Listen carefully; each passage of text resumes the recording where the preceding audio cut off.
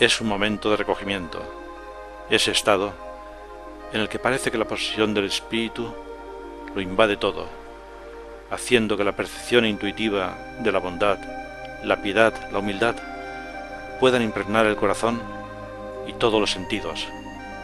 Fue entonces cuando me conmoví leyendo las palabras que sobre el fraile Luis escribió el padre Vives. No habían pasado todavía 15 días desde su llegada al convento de Bayona, cuando el 12 de abril de 1874 vistió el hábito capuchino y cambió su nombre de pila por el de Fray Luis de Massamagrell. Dábase inicio a su noviciado. Rápido y feliz transcurrió para él ese año en el que maduró más plenamente su vocación. Al principio aún sintió fuertemente la llamada de la Cartuja, pero en la medida en que fue descubriendo la personalidad espiritual de Francisco de Asís, ese pensamiento se fue diluyendo. Estas palabras que definen todo un contenido de vida entregada a los demás nos conducen a relatar la que fue de José María, cuya obra presente en todo el mundo se hizo realidad a través de las dos fundaciones religiosas que él concibió.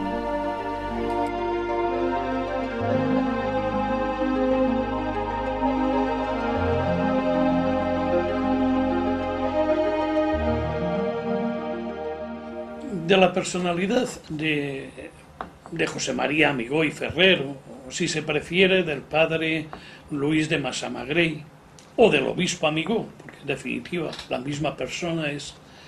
Sobre su personalidad yo destacaría fundamentalmente un rasgo, y es un rasgo aprendido precisamente en la familia, la compasión.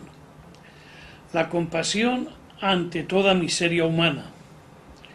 Una compasión que con el tiempo va adquiriendo esos rasgos de la misericordia, de querer más a quien más lo necesita, de estar más cerca de aquellos que tienen necesidades más perentorias, carencias mayores.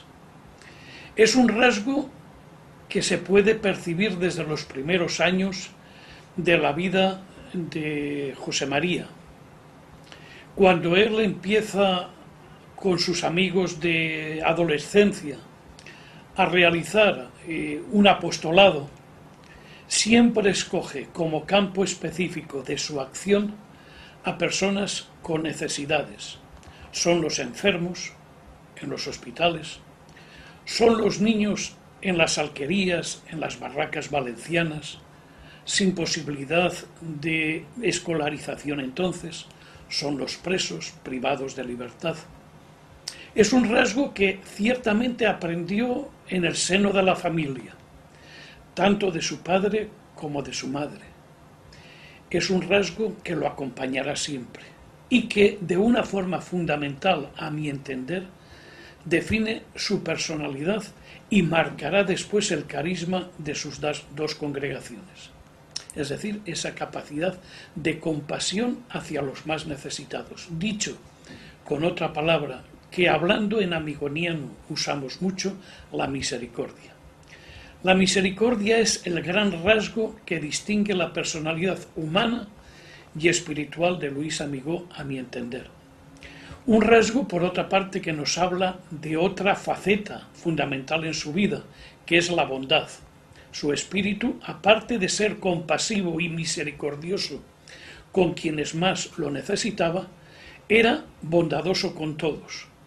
Y esa bondad, y lo describe muy bien el doctor Lauzurica, el obispo Lauzurica, cuando hace la presentación de la primera edición de la autobiografía del padre Luis Amigó, esa bondad se traslucía en la sonrisa, una sonrisa que sobre todo en los años de la madurez de su vida era como una constante en su semblante, y añade Lauzurica, sonrisa que ni la muerte pudo borrar. Y sobre esto yo tengo un testimonio personal que puedo atestiguar que de alguna manera así fue. Cuando en el año 83 abrimos la tumba del padre Luis Amigó, después de casi 50 años de enterramiento, yo fui uno de los designados para llevarlo a hombros y uno de los que estaban allí junto a la caja en el momento que se abrió. No es que se percibiera muy bien su semblante, pero entonces, a mí al menos me lo pareció, una cosa me llamó poderosamente la atención. La sonrisa no se la había borrado. La barba, que aún la conservaba, tenía como ese ictus de la sonrisa, como ese semblante que a pesar de los años ahí estaba. Entonces, la bondad, otro rasgo característico. Ciertamente, después hay unos rasgos que él aprende en la escuela franciscana, o mejor dicho, los cultiva, porque de alguna forma también estaban ya en su personalidad anterior, pero los cultiva fundamentalmente al contacto con la espiritualidad franciscana, que son todos los rasgos que definen la así llamada minoridad, y que son la humildad, la sencillez, la descomplicación. Incluso siendo obispo fue un hombre sencillo, humilde y descomplicado. La servicialidad, el ser capaz de servir también a los demás. Dicho con un lenguaje, si queremos, un tanto casero, era una persona a la que no se le caían los anillos, entre otras cosas, porque nunca, en el sentido, podríamos decir, profundo de la palabra, nunca tuvo los anillos puestos. Fue una persona que se mantuvo siempre ese tono de servidor, incluso siendo obispo. Otro rasgo que a mi entender define muy bien la personalidad, o determina o identifica de modo fundamental la personalidad de Luis Amigó, es la fortaleza. Y la fortaleza él aprendió fundamentalmente de su madre. Y eso es un tema que yo quiero llamar la atención porque precisamente a mi entender es una lección grande que él aprende de su madre y que a veces no le hemos prestado la suficiente atención. Cuando él describe en la autobiografía a su madre, la describe con 3 rasgos que nos hacen recordar o nos hacen evocar, mejor aún, de una forma espontánea, la figura de la Virgen de los Dolores. No he visto mujer más sufrida. Nunca se traslucía en el semblante el dolor, los sufrimientos que tenía, viene a decir, porque decía que a nadie importaban lo que verdaderamente a nosotros nos pasaba. Lo digo con mis propias palabras, él lo dice con otras, pero siempre son esos mismos rasgos. 3 rasgos que nos hablan de fortaleza, que nos hablan de estar ahí de pie, aguantando la tormenta cuando llega, y que de alguna manera después fueron muy importantes en su vida, sobre todo como fundador, porque como fundador a él le tocó sufrir mucho, como a todos los fundadores.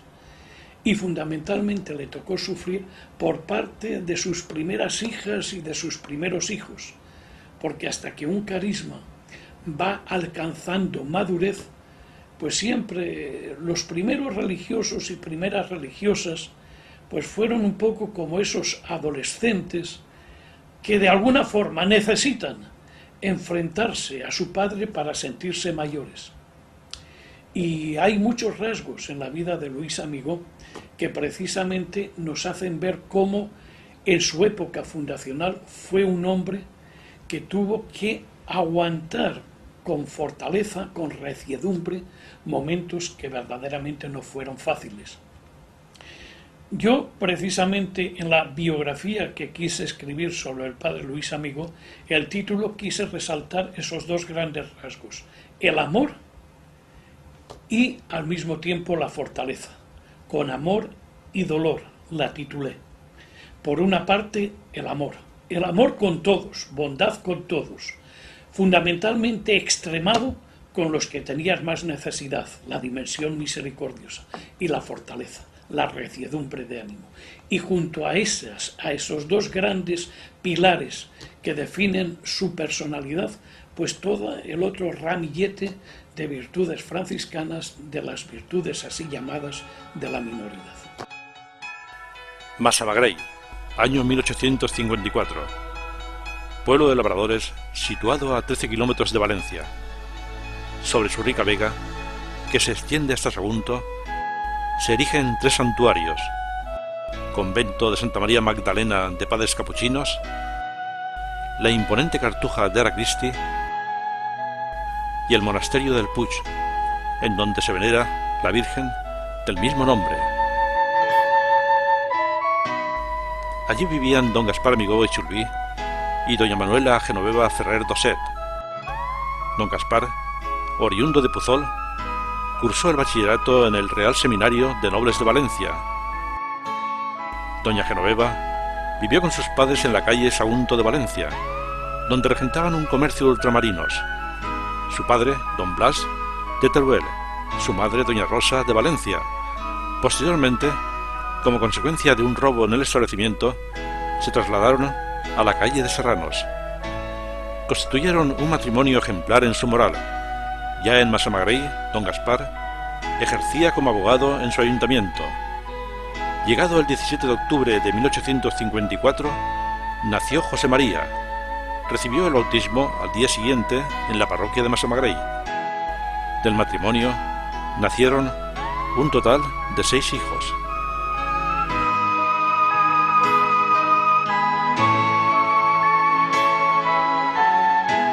El padre Luis de Massamagrell, como su nombre indica, nombre religioso, pues nació en Massamagrell, pero bien pronto con sus padres pasó a Valencia y comenzó a vivir pues su infancia y su juventud. Un niño piadoso, formado por una familia muy cristiana, pues el catecismo, la doctrina, lo sabía bien. Y luego ya de joven, pues orientado por su director espiritual y en compañía de otros amigos suyos, pues era un hombre que no se contentaba solo con la vida piadosa, sino que además, pues en fin, pues hacía sus obras de caridad. Visitaba con mucha frecuencia las cárceles, dialogaba con los presos, les llevaría lo que pudiera, y así en este ambiente de piedad y de entrega, pues en fin, al prójimo, en las cárceles, en el catecismo y demás, comenzó a pensar en consagrar su vida al Señor en el sacerdocio o en la orden capuchina, en cuyo pueblo, en el pueblo de su nacimiento, pues había existido un convento centenario fundado en 1596 por San Juan de Ribera, de padres capuchinos que ciertamente habían dejado pues su impronta pues en toda la comarca y concretamente en su pueblo natal, Massamagrell. Desde luego, y sin pérdida de tiempo, dispusieron mis buenos padres fuese regenerado en las aguas del Santo Bautismo y me pusieron bajo la protección de la Santísima Virgen y del Patriarca San José, dándome por nombre el de José María. El día 18 de noviembre de 1857, en la parroquia de San Lorenzo, recibió del arzobispo de Valencia, don Pablo García, el sacramento de la confirmación. Fue mucha su devoción a la Virgen y al Patriarca San José. Cuenta José María que, encontrándose cerca de la escuela en los alrededores del portal de Valldigna, mientras esperaban a un compañero, apareció el lechero con sus vacas. Otros niños comenzaban a torear con sus abrigos a una de ellas, que resultando ser algo brava, se dirigió a José María, corneándolo con tal suerte que ninguna de las heridas resultó mortal, circunstancia que atribuye a la protección de sus patronos. El día 13 de mayo de 1866 recibió la primera comunión en su parroquia de San Nicolás de Valencia. Su formación espiritual fue responsabilidad del capellán de las monjas de San José y Santa Clara. Su adolescencia se desarrolló en una constante actitud de virtud. A principios del curso 1866-67 ingresó en el Seminario Conciliar de Valencia. Llevado por su inclinación a la vida austera y de penitencia, ingresó en la congregación de San Felipe Neri. Los domingos visitan y dedican cuidados a los enfermos en el hospital, tratando de transmitirles, en medio de la compasión que les producía, palabras de consuelo y afecto. Pese a no tener los 14 años cumplidos, quiso ingresar en la Hermandad del Santísimo Sacramento. Lo consiguió gracias a la mediación de Gregorio Egea, dirigente de la misma, que medió para salvar la condición de la edad. En ella, la exigencia de una vida de pureza, sacrificio, humildad, mansedumbre y caridad con el prójimo lo fueron elevando al deseo de ingresar en una congregación religiosa, cosa que no fue posible debido a no existir ninguna desde la expulsión de los religiosos en el año 1835. Con motivo de la festividad de la Virgen de los Desamparados, patrona de Valencia, nos relata: en el año 1867 se celebró en Valencia el centenario de nuestra amantísima patrona, la Virgen de los Desamparados, y en aquellas fiestas disfruté lo indecible, pues hubo un entusiasmo delirante en la población. Tenía entonces 13 años.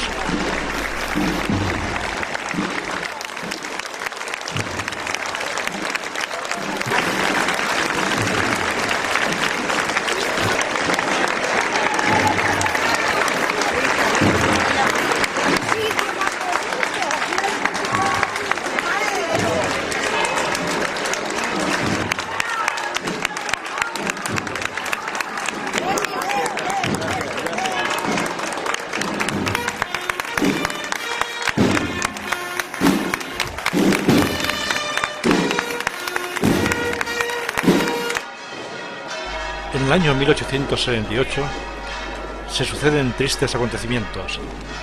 Muere su abuela materna. En septiembre, víspera de San Miguel, estalló la revolución que destronó a su majestad la reina Isabel II. Los disturbios se sucedieron.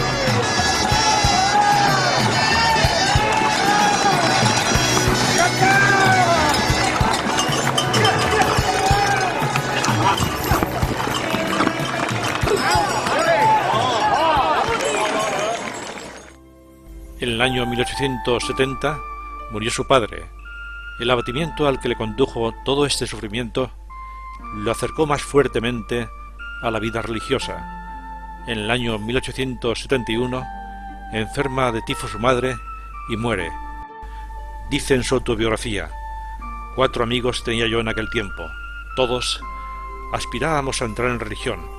Se llamaban José Guzmán, Isidro Domínguez, Manuel Tomás y Vicente Vivó. Todos ellos, junto con José María, siguen en sus estudios, que alternan con visitas al hospital, a la cárcel e incluso los domingos recorren alquerías y barracas de la Huerta de Valencia, enseñando catecismo y preparando a los niños de primera comunión. Más tarde diría José María: a todos, menos a José Guzmán, nos llevó el Señor en distintos tiempos y por diferentes caminos a la orden capuchina. José María sentía crecer su vocación religiosa y su deseo de entregarse a ella. Al fin, en el mes de marzo de 1873, vistió el hábito de penitencia de la tercera orden en el convento de las religiosas franciscanas clarisas de la Puridad de Valencia. Por consejo del padre Llopart, jesuita, unido al de su director espiritual, solicitaron al padre guardián del convento de Bayona pertenecer a la orden capuchina. El día 28 de marzo de 1874, sábado de Pasión, después de una emotiva despedida de sus hermanas, embarcaron los 2 jóvenes en Valencia, con dirección a Francia, llegando a Bayona el día 31 de marzo. Como aquí en España no estaban permitidas las órdenes religiosas en esos años de su juventud, pues emigró a Bayona. Allí ingresó como capuchino. No quisiera hacerme largo, pero hay un pasaje de su biografía muy curioso. Cuando él y un compañero suyo llegaron a Bayona, un viaje larguísimo y muy difícil, tocaron a las puertas del convento, la campanita sonó y alguien apareció en la puerta. Pues era el hermano portero, con su hábito remendado, con manchas, Y a él, que tenía un espíritu muy fino y le gustaba vestir con limpieza, pues aquello le impresionó, y nos dice él que los dos amigos estuvieron a punto de abandonar su vocación, pero que una vez que el hermano Lego les introdujo y le presentó al padre guardián, al superior de la casa, y vio a los otros frailes cómo les recibieron y cómo les acogieron, comenzaron a pensar que detrás de aquellos hábitos toscos y duros existía un corazón que amaba, que quería y que, en fin, pues que les aceptaban como si siempre hubieran vivido con ellos. Bueno, fue una tentación primera que tuvo, que venció pues siempre a lo largo de toda su vida. Bayona, enclavada en la parte sudoccidental de Francia y perteneciente al departamento de los Bajos Pirineos. Era entonces el guardián del convento de capuchinos, el padre Fray Marcial de Alza, y el maestro de novicios, el padre Antonio de Tolosa. Salvador Escorihuela, sacerdote, recuerda la llegada de José María al convento. Recuerdo que le oí decir al mismo padre Luis, a propósito de su llegada a Bayona, que al abrir la puerta del convento y ver al fraile que la había abierto con un hábito tan sumamente remendado, tuvo tal impresión que hubo de hacerse mucha violencia para pasar adelante, y de hacer notar que el siervo de Dios fue siempre muy pulcro y aseado en su modo de vestir, sin que hubiera por ello afectación y vanidad. José María dice en su autobiografía: hasta tuve el pensamiento de no haberme quedado, tentación que al momento desapareció, con la vista y trato del padre guardián y demás religiosos que me causaron muy distinta impresión. Y es que yo no conocía el mérito de la santa pobreza, virtud en que tanto se distinguía aquel santo religioso. José María llegó al convento convaleciente de unas fiebres intermitentes que le duraron 3 meses. Tal era su debilidad que el padre guardián se resistió a vestirle el santo hábito por temor a que no soportara la austeridad de la vida capuchina.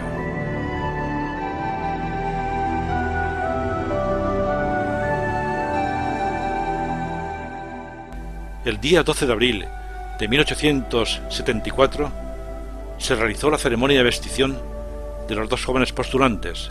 A José María se le impuso el nombre de Fray Luis de Massamagrell y a su compañero el de Fray Francisco. Dice el acta de profesión: yo, Fray Luis de Massamagrell, corista, llamado en el siglo José María Amigó Ferrer, hijo legítimo de Gaspar Amigó y Genoveva Ferrer, habiendo sido requerido de mi libertad para profesar, sabiendo a que me obligaba y estando en mi sano juicio y razón, tal cual Dios me la ha dado, y con licencia del reverendo Padre General de la Orden de los Capuchinos, siendo de edad de 20 años y medio y un día, profesé en presencia de la comunidad, libre y espontáneamente, no por miedo, ni forzado, ni instado, ni amenazado, en manos del reverendo Padre Antonio de Tolosa, vicario y maestro de novicios en este convento de Bayona, especialmente delegado. Era el convento un espacio de paz y austeridad, de cálida vida espiritual, donde se recogieron los capuchinos españoles procedentes de la exclaustración del año 1835. Allí forjó su formación espiritual y científica Fray Luis Amigó. En este espacio austero, sencillo, que irradia paz, sosiego, forjó su espíritu religioso. Las paredes, la tierra, su luz, transmiten el recogimiento de aquellos días.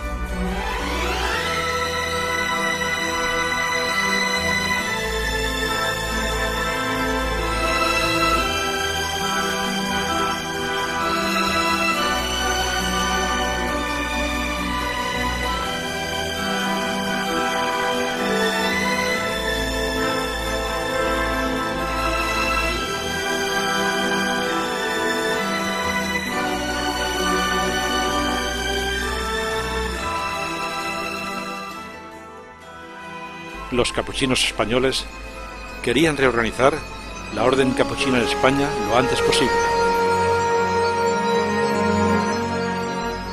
Providencialmente se consiguió la autorización del gobierno para abrir el primer convento en Antequera.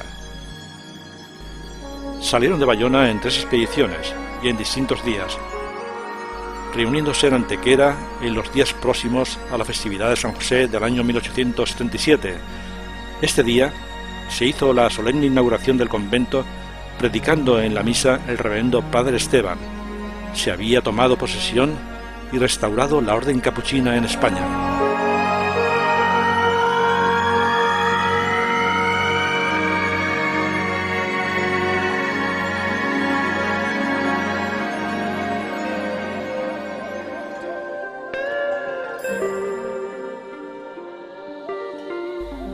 Fue un tiempo de inquietud política y de inseguridad en torno a las manifestaciones religiosas.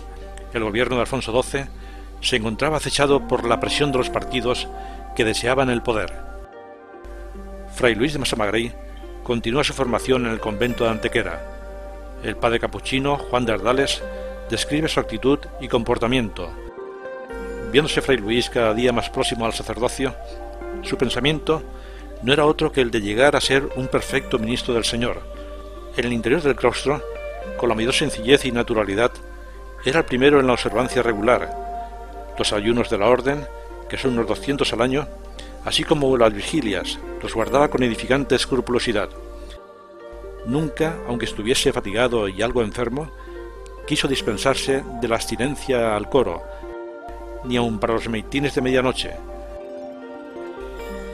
El fervor y compostura con que rezaba el oficio divino en común y en privado movía a devoción a cuantos le miraban. El obispo observaba a Fray Luis, admirado de su piedad. Fue ordenado sacerdote el 29 de marzo de 1879. Tenía 24 años. Celebró su primera misa en el convento de Monteano el día 4 de abril de 1879. Comenzó un tiempo de predicación por los pueblos de la montaña. Tomaba forma en Fray Luis su inclinación por el mundo de la juventud y la marginación. Alguien abandonó en la puerta del convento a un recién nacido. Se le bautizó con los nombres de Jesús, María y José. Con el tiempo, aquel hecho se convirtió en el anuncio de la fundación que realizaría de las Hermanas Terciarias Capuchinas. En junio de 1881, el comisario apostólico de los capuchinos en España, padre Joaquín de Llevaneras, decidió trasladarlo al convento de Fuenterrabía. Previamente, permaneció descansando en Escalada, recuperándose del estado de agotamiento al que llegó por su intensa actividad con los marginados y presos del penal del Dueso en Santoña. Cuando restablecido se disponía a cumplir la obediencia recibida, marchando a Fuenterrabía, recibió una contraorden que lo mandaba al convento de la Magdalena en su pueblo de Massamagrell. Día 2 de agosto de 1881, su querida tierra valenciana. Los naranjos se extendían serenos, las huertas llenas de vida.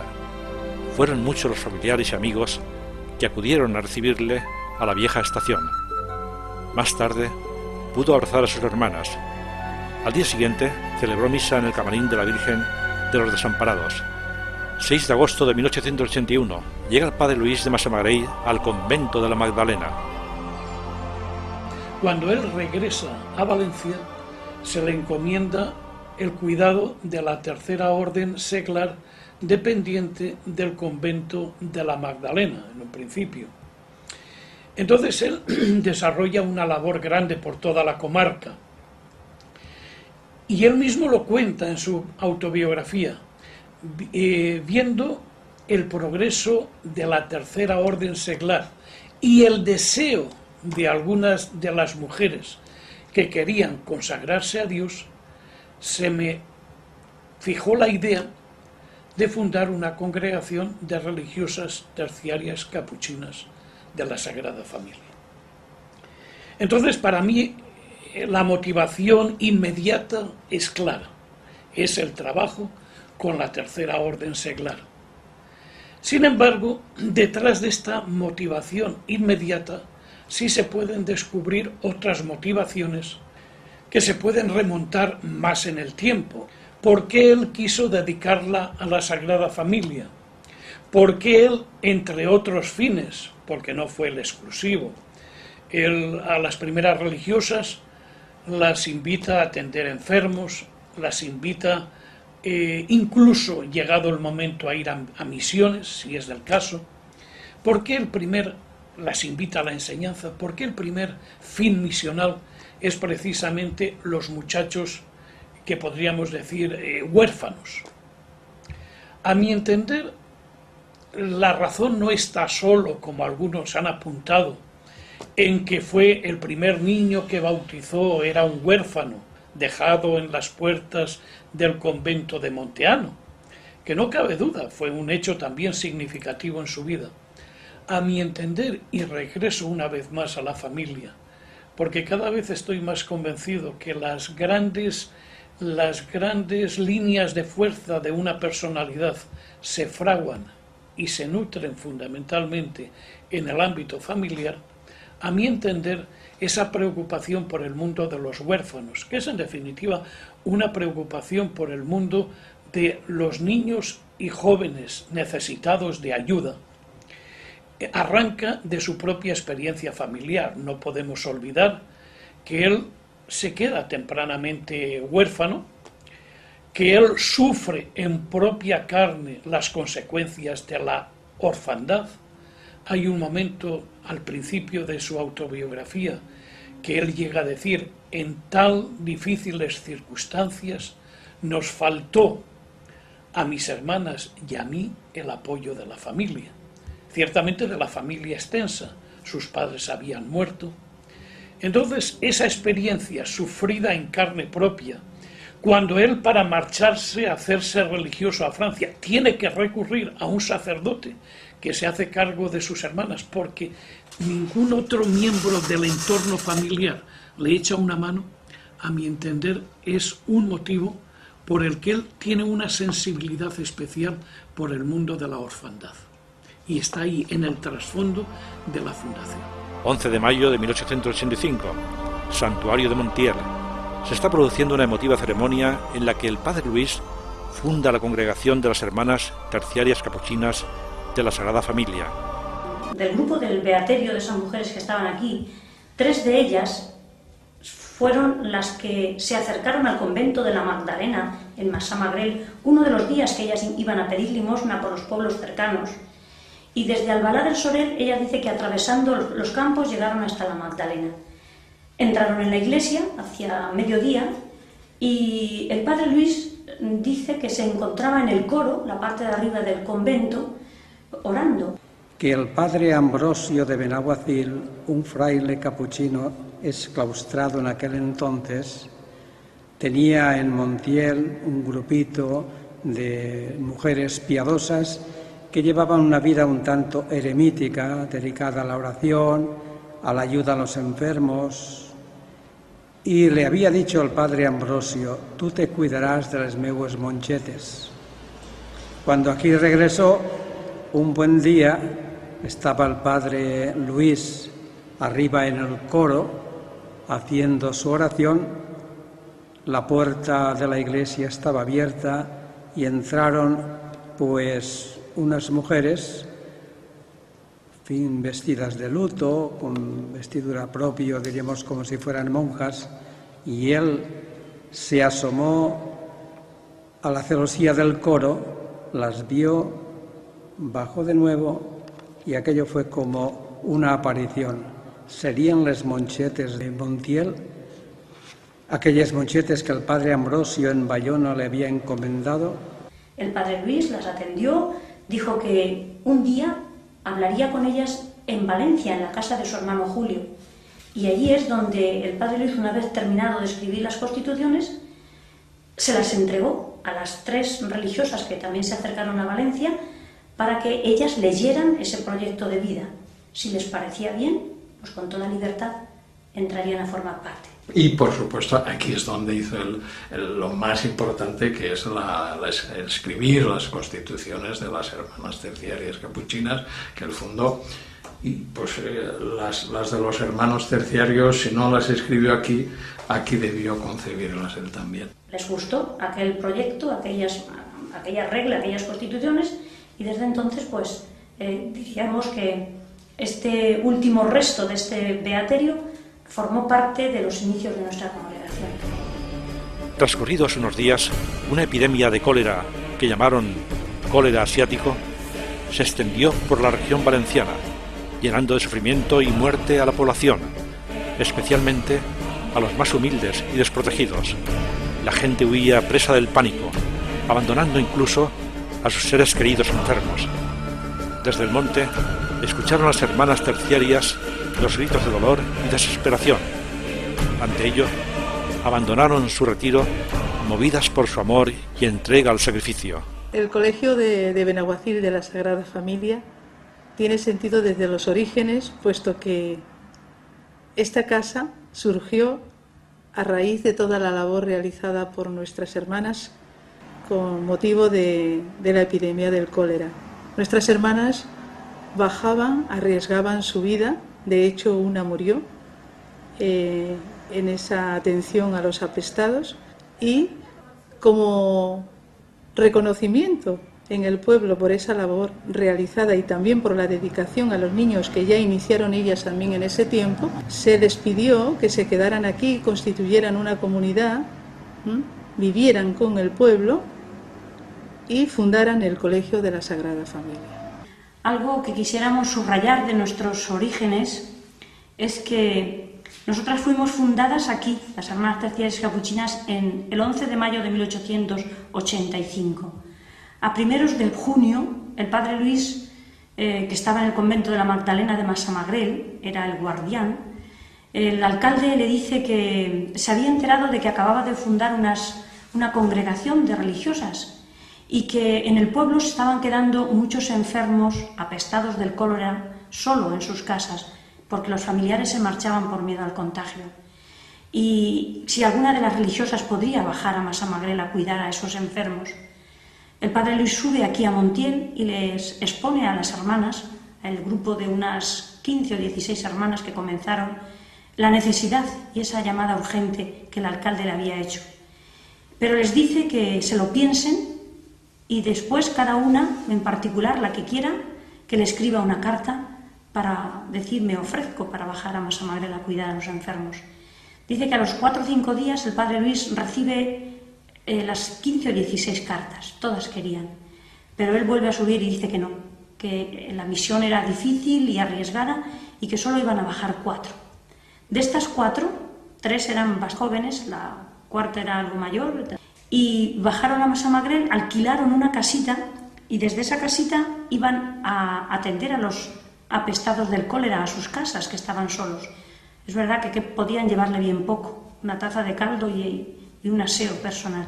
Lo grave, diríamos, o lo arriesgado de este hecho fue que a final de mes las 4 se habían contagiado del cólera morbo y habían muerto 3, las más jóvenes. Nosotras, las hermanas, siempre hemos tenido estos acontecimientos como algo que nos habían dejado nuestras primeras hermanas un listón muy alto en ese ejercicio de la caridad, en ese arriesgar la vida. Una de las que bajó pasó antes por el grao de Valencia, que ella era de allí, y le dijo a su párroco: Padre, vengo a confesarme por última vez, porque voy a Massamagrell a atender a los apestados y sé que voy a morir. Eso es algo que siempre impresiona, porque arriesgar la propia vida por otros solamente lo hacen personas que están urgidas por el Espíritu del Señor. Pasó la epidemia. Muchos niños quedaron huérfanos. Ante esta situación, dice el padre Luis: movido yo a compasión, pensé que podríamos recogerlos y al efecto pregunté a la madre Ángela, que aún se hallaba la pobre muy débil, si se veía con ánimos para cuidar a aquellos niños, y llena de celo y movida de caridad, se ofreció a ello muy gustosa. Aprobada la idea por las juntas de la Tercera Orden, alquilaron en Massamagrell la casa llamada del Castillo, que convirtieron en asilo de niños, con algunos muebles que les dieron y jergones, mantas y utensilios que pudieron comprar con limosnas que recibieron. Abrieron las puertas el día 9 del mes de agosto del mismo año 1885. El diario Las Provincias, del día 7 de octubre de 1885, dio la noticia. Debido a la iniciativa del guardián del convento de capuchinos de la Magdalena, Fray Luis de Massamagrell, se ha fundado en el mismo Massamagrell un asilo y escuela de párvulos con el objeto de recoger y educar a los niños de ambos sexos huérfanos a consecuencia de la epidemia que tanto se ha cebado en aquellos contornos, poniéndolos al cuidado y dirección de las hermanas terciarias del monasterio de Montiel, cuya fundación se debe asimismo al citado Padre Guardián.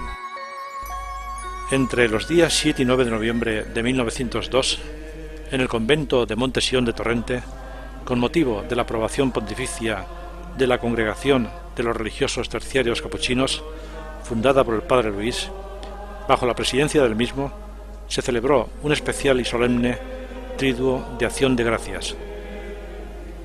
Sobre la fundación de los terciarios, que se produce 4 años después de la fundación de las terciarias, que por cierto, cuando funda a las terciarias capuchinas, el Padre Luis Amigó tiene 30 años, no había cumplido aún los 31. Es una edad bastante récord en la vida de los fundadores, era muy joven. Cuando nos funda a nosotros, cuando funda a los terciarios capuchinos 4 años más tarde, tiene también tan solo 34 años, también una edad muy joven para ser fundador. Hecho este paréntesis, la fundación de los terciarios se produce de forma inmediata en el mismo marco que el de las terciarias capuchinas. Es decir, en el trabajo, nace del trabajo que el Padre Luis Amigó, Luis de Massamagrell, entonces desarrollaba con la tercera orden seglar de la comarca. Y un fin fundamental, el fin fundamental que al principio puso para la congregación fue la atención a los presos. ¿Y por qué? Pues también esto arranca de sus años más jóvenes. En tiempos de adolescente, cuando iba a hacer apostolado, pues eran las personas marginadas, eran los enfermos, eran los niños y eran sobre todo los presos. Él siempre tuvo cerca de su corazón la preocupación por el mundo de los privados de libertad. Y entonces este fue el primer fin que él asignó a los terciarios capuchinos. Cuando él trabajaba con la tercera orden seglar, uno de los apostolados más queridos para él era precisamente el ir a la cárcel de Valencia con ellos, que iban allí como voluntarios, y reunirse con los presos. Y sobre todo hacían una labor social muy importante, que era prepararles su reinserción social, buscarles trabajo, etcétera, etcétera, para cuando salieran de la cárcel. Entonces el Padre Luis, en un primer momento lo que intenta es eso, una congregación dedicada al trabajo con los presos directamente. Esta idea no se pudo llevar a cabo, pero aparte de que no se pudo llevar inmediatamente a cabo, surge otra actividad que verdaderamente hace que él vaya cambiando, junto con los primeros religiosos, vaya cambiando de orientación. Y es que les ofrecen, a poco de fundada la congregación, la dirección de un centro para jóvenes con problemas de comportamiento en Madrid.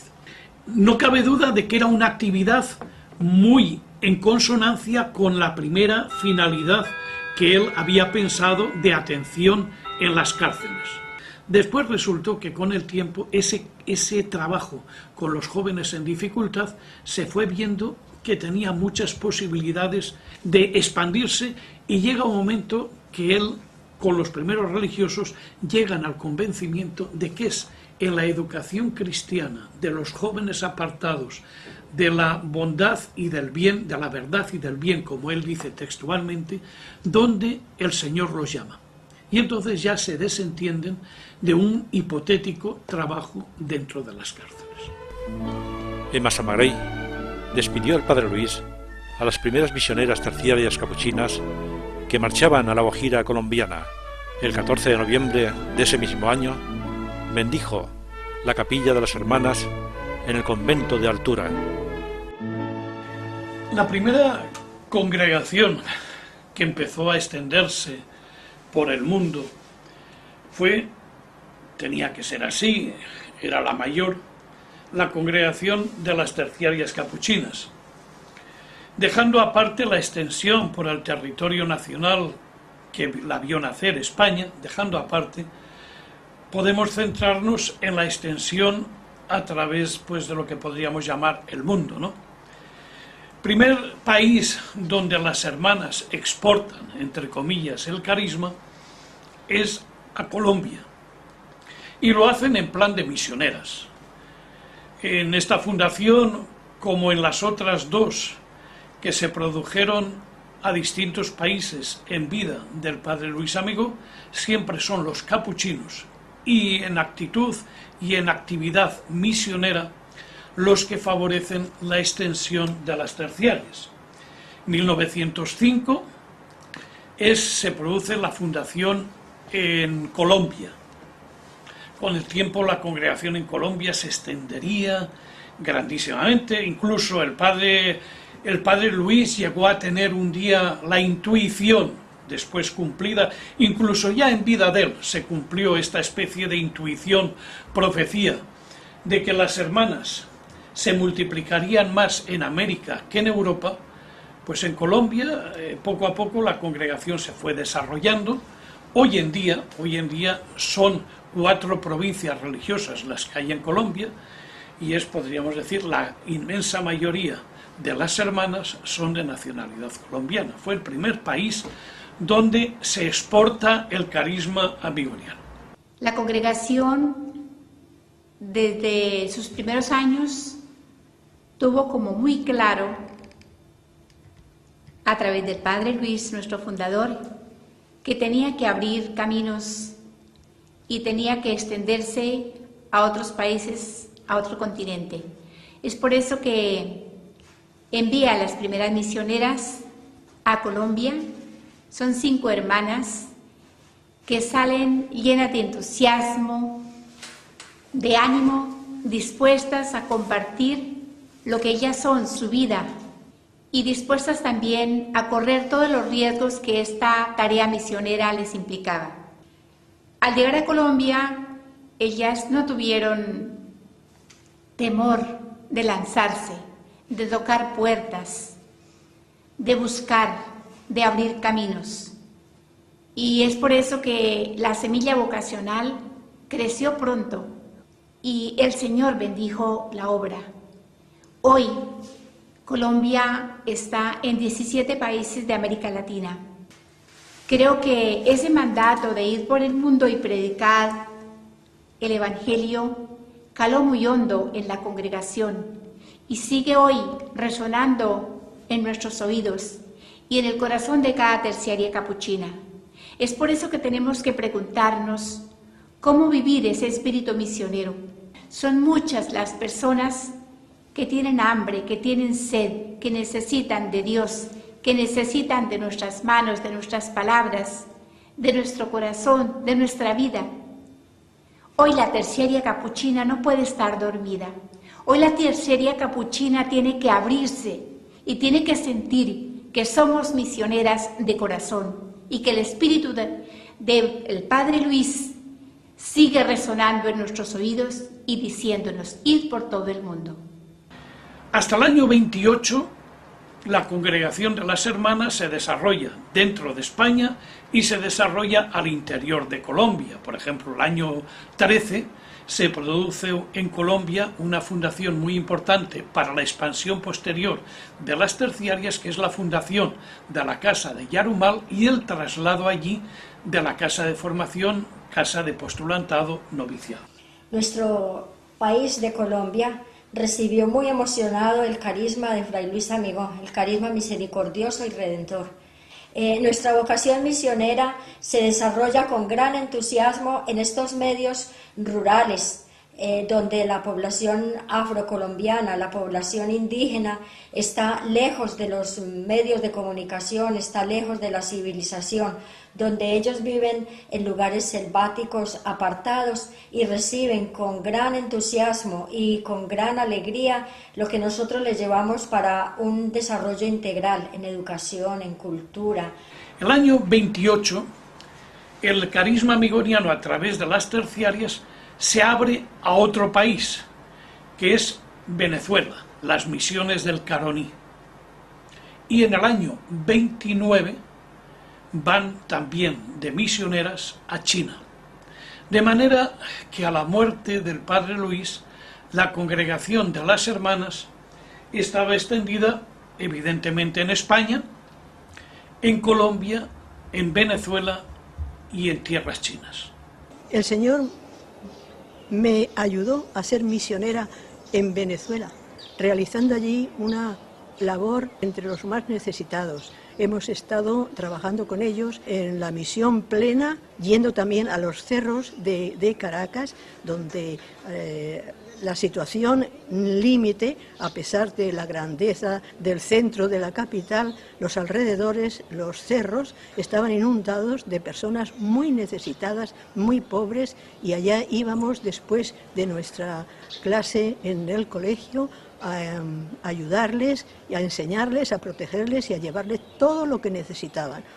En Araugumujo, en Guayo, en Tucupita hemos estado realizando todo aquello que necesitan para su formación integral. Uno de los muchos dones que vivió el Padre Luis y que transmitió a la congregación es el carisma apostólico. Fue siempre desde su juventud un gran apóstol, inquieto por las cosas sociales, inquieto por las necesidades de las personas, en especial pues de aquellos que más necesitaban, y eso pues lo transmitió a la congregación. La provincia Sagrada Familia pues siempre había tenido la ilusión de misiones. Ya eso se hizo realidad en el año 93 con nuestra entrada a Guinea. Las hermanas han dedicado lo mejor que han tenido de ellas mismas y los mejores medios económicos que se han podido conseguir para la atención a los enfermos. Nos encontramos en Guinea Ecuatorial desde el año 1993.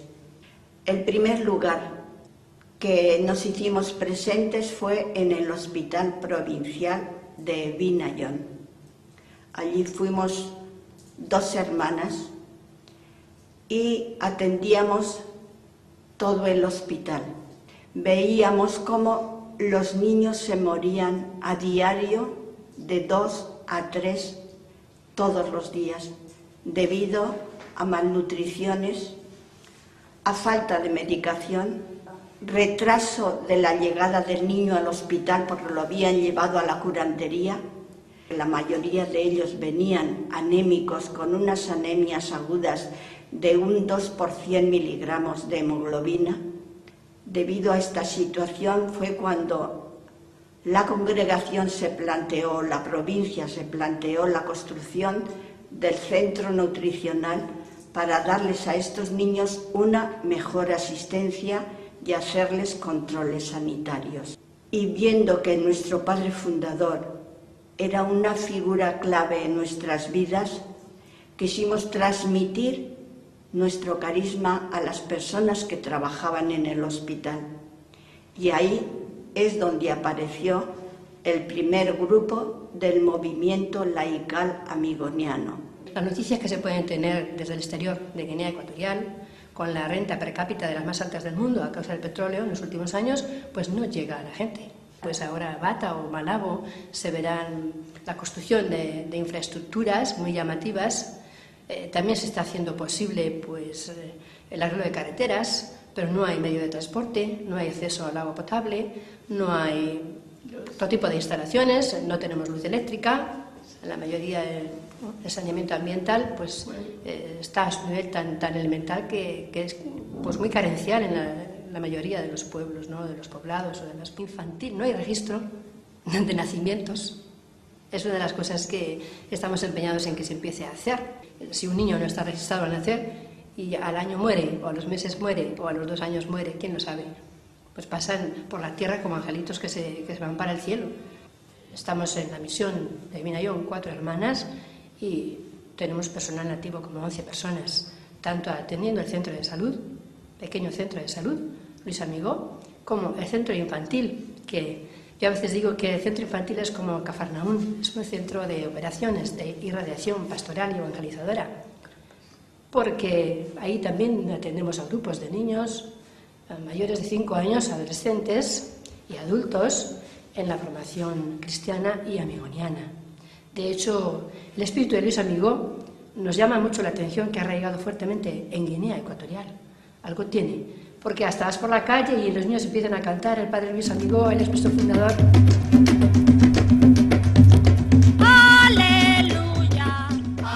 El carisma de Luis Amigó se extendió con fuerza, prendió en el corazón de estas cristianas que sin duda representan, con su entrega misionera, la auténtica Iglesia de la Misericordia.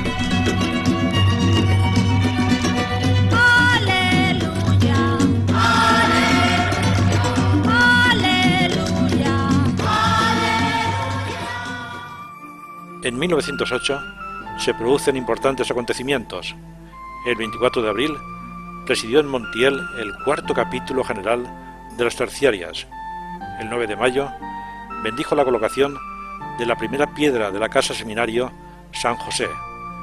El 21 de noviembre participó en el segundo capítulo general de los terciarios capuchinos. El ritmo de expansión de los terciarios capuchinos tiene diferencias notables con relación al de las hermanas. Las hermanas, a los 20 años de su fundación, ya estaban saliendo al extranjero, ya estaban cruzando el océano. Los hermanos no se expanden a un país distinto de España hasta el año 27, en que llegan a Italia, al sur de Italia, a Galátone. En el año 28 irían a América, y en concreto a Colombia. Y en el año 32, Argentina. Son los países en que estaban presentes a la muerte del fundador. Sin embargo, lo que sí hacen los terciarios es coger mucha fuerza de expansión dentro de España. Un momento importantísimo en esta expansión en el ámbito nacional fue precisamente la primera ley de protección de menores, la ley de Monteros Ríos, en el año 1918. A partir de esa ley, la pedagogía amigoniana, que había nacido en Santa Rita, que había continuado en Dos Hermanas y que se había quedado un poco ahí, estancada en estas dos instituciones, a partir de esa ley experimenta un gran boom, empezando por el Tribunal Tutelar de Bilbao, que llama a la congregación a Amurrio, y siguiendo por otros tribunales tutelares de distintas provincias que se forman y se fundan a raíz de la mencionada ley. La pedagogía amigoniana va alcanzando un gran auge en el propio ámbito español. Podríamos decir que cuando los terciarios capuchinos nos marchamos al extranjero, en realidad aquí en España el carisma había cogido mucha fuerza y sobre todo a través de la dimensión pedagógica como expresión de ese mismo carisma. Saber que se puede, querer que se pueda, quitarse los miedos, sacarlos afuera, pintarse la cara, color esperanza, tentar al futuro con el corazón.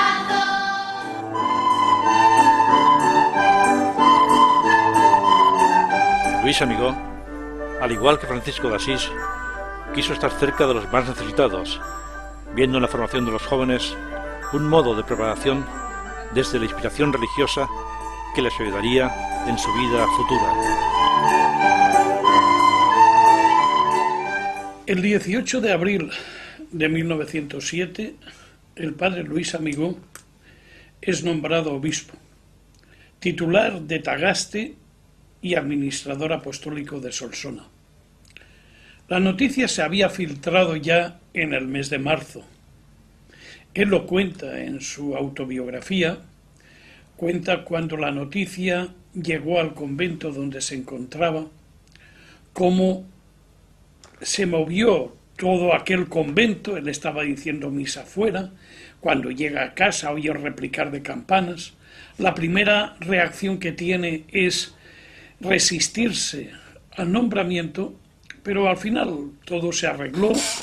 Él acepta el nombramiento y el 9 de junio es consagrado obispo en Madrid. En realidad, y él también lo cuenta, a él le hubiera gustado ser consagrado en la iglesia de Massamagrell, donde había sido bautizado. Incluso habían llegado a hacerse los preparativos para el acto. Pero en aquel tiempo de convulsiones sociales, pues no se juzgó conveniente que el nuncio se trasladase a Valencia, por lo que la consagración fue en Madrid. Después, en agosto, entra ya en la diócesis de Solsona, y en Solsona está hasta el año 13. De hecho, el 18 de julio de 1913 es preconizado obispo de Segorbe. El 13 de noviembre toma posesión de la diócesis de Segorbe por medio de apoderado, y finalmente el 30 de noviembre del mismo año, 1913, hace su entrada oficial en Segorbe. El 18 de julio de 1913 fue preconizado obispo de Segorbe. El 13 de noviembre tomó posesión de la diócesis y el día 30 hizo su entrada solemne en la ciudad de Segorbe.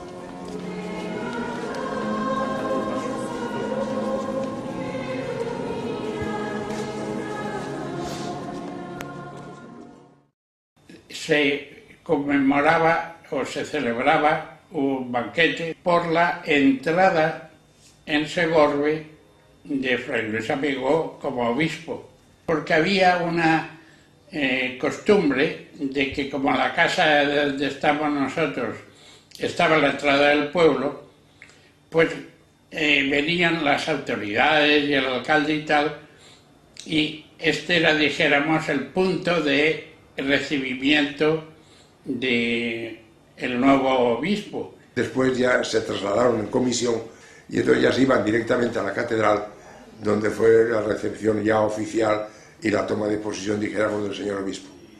Una diócesis en la que permanecería hasta el final de su vida.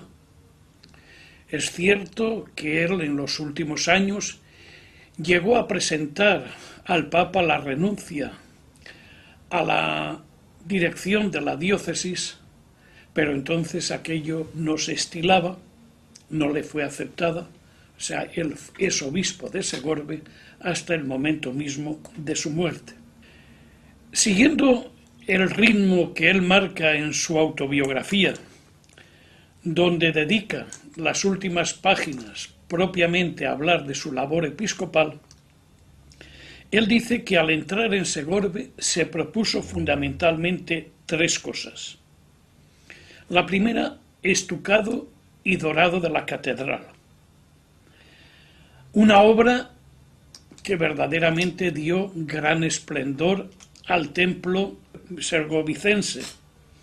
Otro propósito que tuvo, el segundo, fue recuperar la iglesia del exconvento de los padres dominicos, el exconvento de Santo Domingo.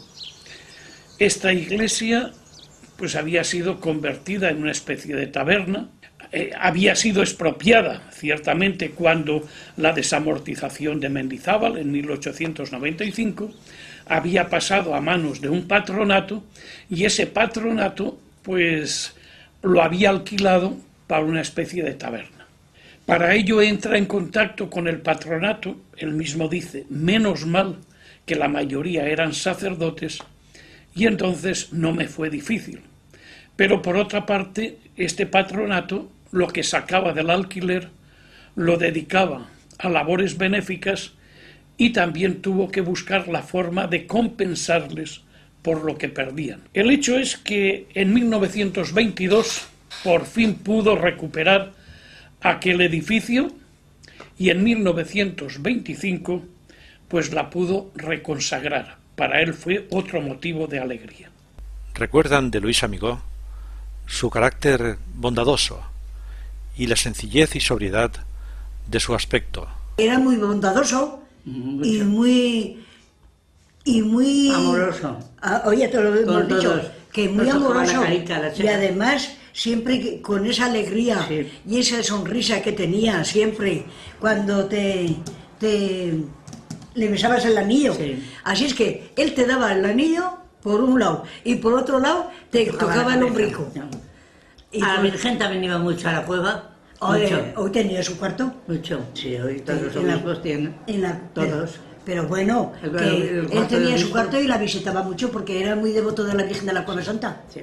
Y el tercer propósito, cuando llegó a la diócesis, fue precisamente la Cueva Santa. La Cueva Santa con lo que va anejo a la Cueva Santa, que es el sepulcro de Fray Bonifacio Ferrer. Fray Bonifacio Ferrer, hermano de San Vicente Ferrer, cartujo, fue prior general de los cartujos y fue prior en la cartuja de Altura. Muere allí.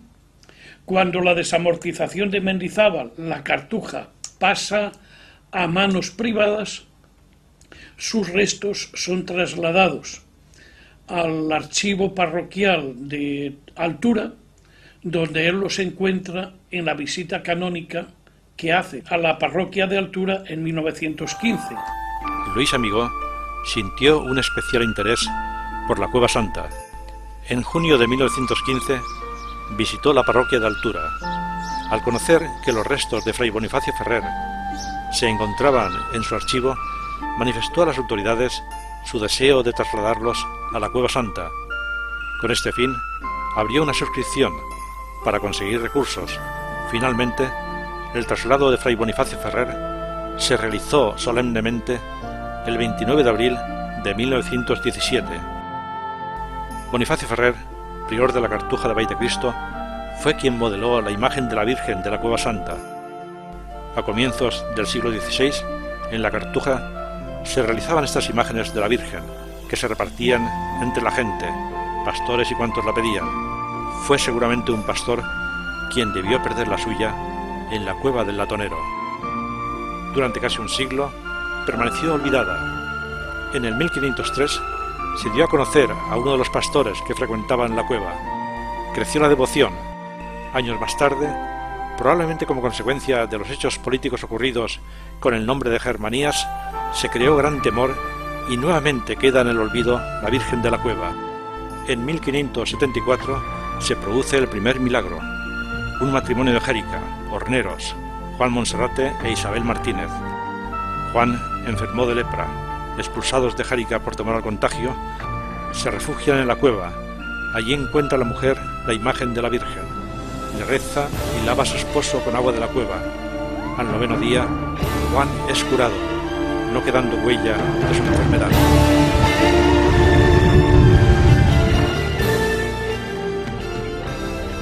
Durante la Guerra Civil Española, los restos de Bonifacio Ferrer fueron quemados en la plaza del santuario. Llegada la paz, regresaron los carmelitas y se levantó una estatua de Bonifacio en un lugar cercano al santuario, desde donde se divisan las lejanas ruinas de la Cartuja.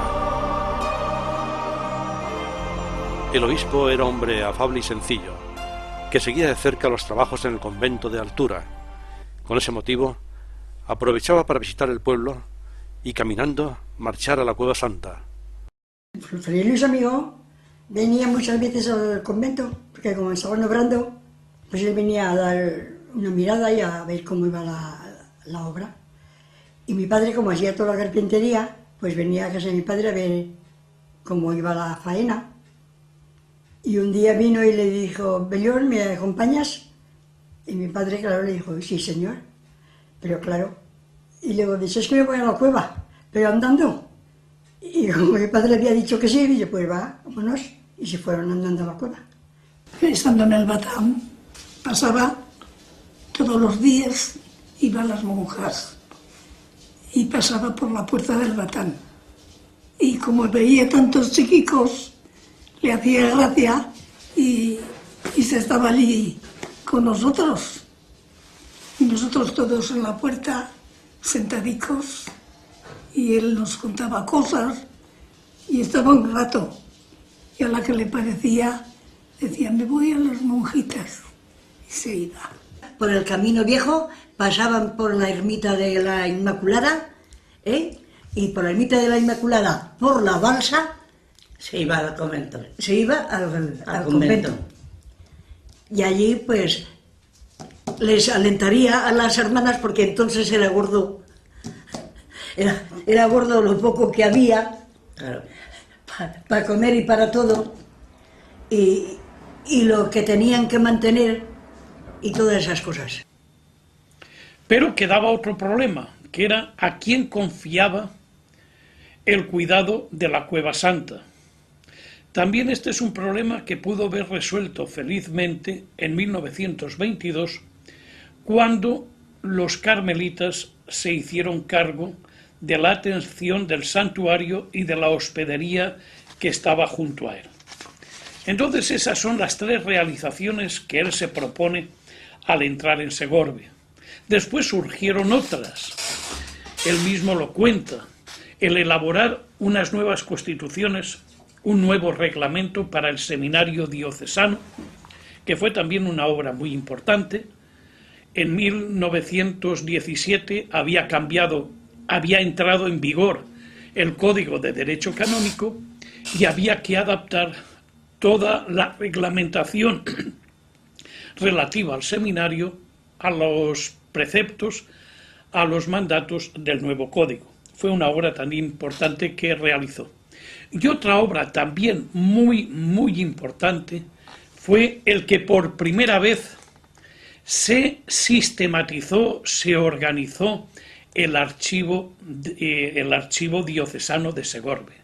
Él mismo cuenta que a su llegada aquello no era propiamente un archivo, era un montón de papeles sin organizar. Encontrar cualquier documento resultaba una verdadera odisea. Entonces un sacerdote que tenía conocimiento se ofrece, él recibe el ofrecimiento y le encarga la organización del archivo. Y junto al archivo el Museo Diocesano. El Museo Diocesano, claro, todo esto son obras que después, a la llegada de la Guerra Civil, algunas de ellas se perdieron, pero fueron realizaciones del obispo Amigó en Segorbe.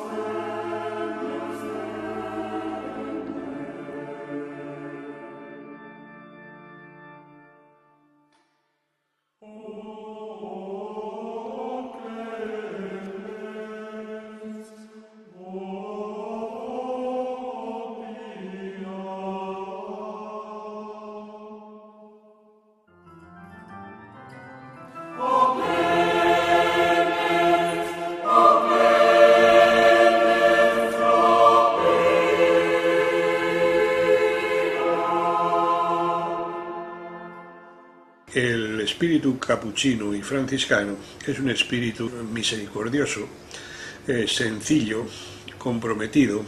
El espíritu del Padre Luis es un espíritu plenamente capuchino, plenamente sencillo, de tal manera que incluso cuando él es nombrado administrador apostólico de Solsona, obispo de Tagaste, entonces él no se quita la túnica.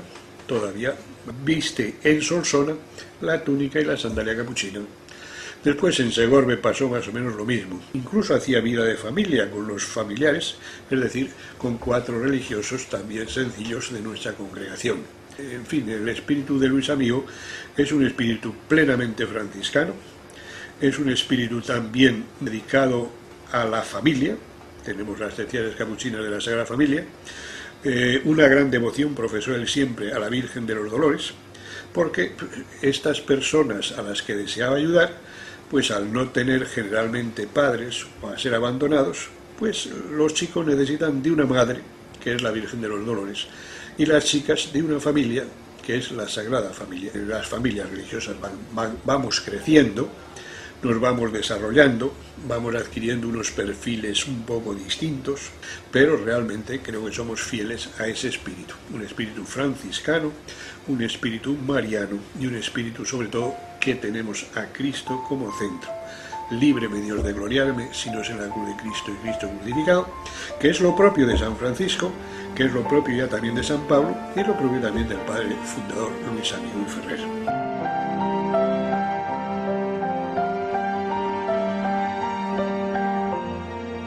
Aquí venía muchas veces por la tarde, siempre, casi siempre, vestido con hábito, no con el traje de obispo, sin pectoral ni nada.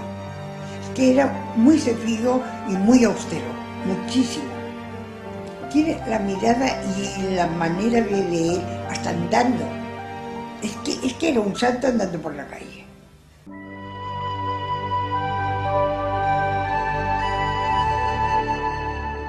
Luis Amigó, durante sus muchos años en Segorbe, se mostró siempre familiar, cercano, interesado por las cosas de los demás.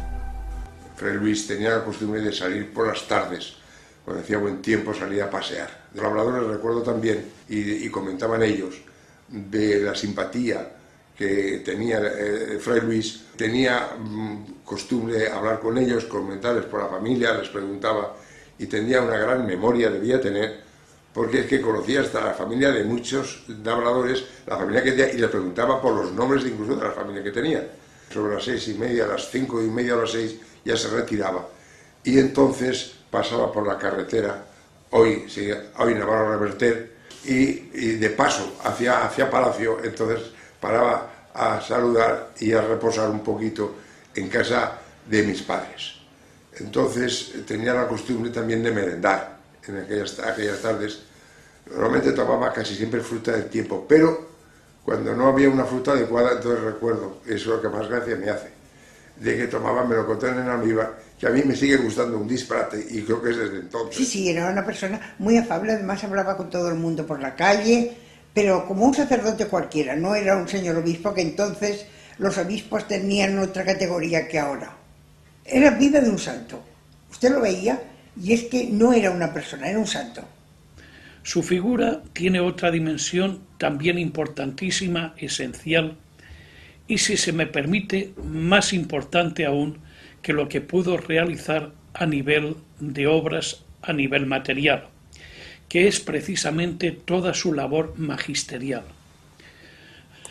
Durante los años en que fue obispo de Segorbe, desde 1913 a 1934, cuando fallece, escribió un total de 36 exhortaciones pastorales. 36 exhortaciones que son algunas de ellas verdaderas lecciones de espiritualidad. Yo quisiera resaltar algún detalle que a veces ha sido poco subrayado en los estudios sobre Luis Amigó.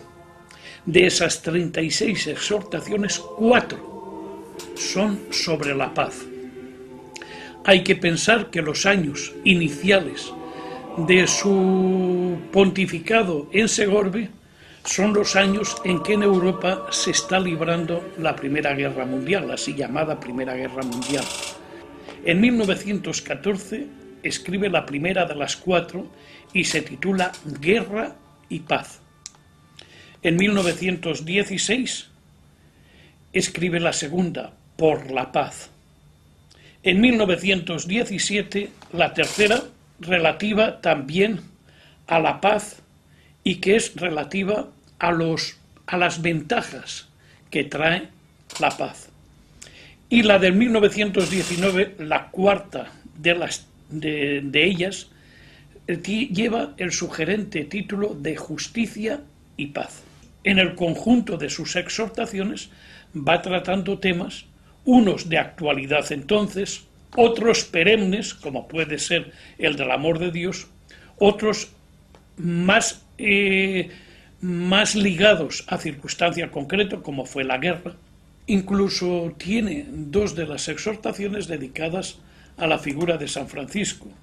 Son también exhortaciones muy importantes, porque habla del amor, que es el corazón de la espiritualidad cristiana y lo hace, como hace siempre en sus escritos Luis Amigo, con un lenguaje no del teólogo, que no lo era, sino del pastor, que sabe llegar a la mente y al corazón de la gente sencilla. Yo tenía 7 años cuando Fray Luis Amigo estaba en el lecho de la muerte, y debido a la amistad que había con mis padres, pues nos llevó mi padre porque estaba convencido de que estábamos ante un santo y quiso que lo vieran los hijos. Y la impresión fue muy grande porque es el único recuerdo que tengo yo de mis 7 años.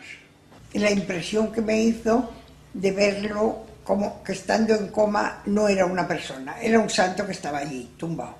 Las religiosas aquí, lo estoy viendo, había una ventana a la izquierda, lo estoy viendo, y las religiosas por allí todas arrodilladas alrededor, con una paz, una serenidad, no era ni un rictus, nada, en aquel momento era una cosa que usted veía un santo.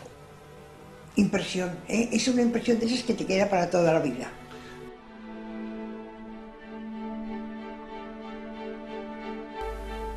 Fray Luis de Massamagrell ha muerto. La memoria de su vida, a través de las palabras de los que han relatado los hechos que compusieron su paso por el mundo, su carisma transmitido a través de su biografía, todo ello encierra un misterio, algo que ilumina el corazón, la inteligencia, moviendo la voluntad de aquellos que son poseídos por el amor que engendra la vocación. Desde la frialdad de quien prioriza otros valores en la vida, se produce un abismo de incomprensión.